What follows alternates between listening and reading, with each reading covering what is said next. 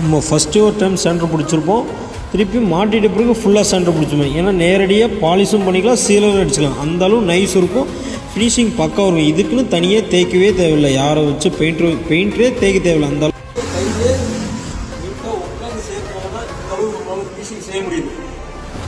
பார்த்துக்கலாம், ஜன்னல் கஸ்டமர் ஜன்னல் 5க்கு 3 கட்டை சைஸு, ஜன்னல் வந்து 5க்கு 5 பட்டா ஸ்கொயர் லாடு.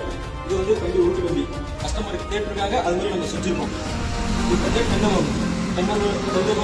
லாடு 1.25 இன்ச்சு 32க்கு டென்னல் லாடு. பார்த்தீங்கன்னா ஃபினிஷிங் மட்டும் பக்காவாக இருக்கும். நம்ம வேலை செஞ்ச ஃபினிஷிங் தெளிவாக இருக்கும். கஸ்டமருக்கு ஏற்ற மாதிரி செஞ்சுருக்கோம். கஸ்டமர் வந்து ரெண்டே கட்ட பண்ணுவோம், ஒன்று லேட்ரு ஒன்று செக்கு, 2 டைப் பில்லு தான். கஸ்டமர் கேட்டதில் கஸ்டமர் விருப்பத்துக்கு ஏற்ற மாதிரி மேலே வந்து கிளாஸ் வந்துடும், ஹைட்டில் இருந்தாலும் மேலே கிளாஸ் வந்துடும், கீழே வந்து ஷர்ட்டு ஷார்ட்டாக இருக்கிறவங்க கவர்மெண்ட் இதெல்லாம் அவங்களுக்காக செஞ்சுருக்கோம். ஸோ இதோட ரேட்டு பார்த்தீங்கன்னா வெறும் 8000 ரூபா.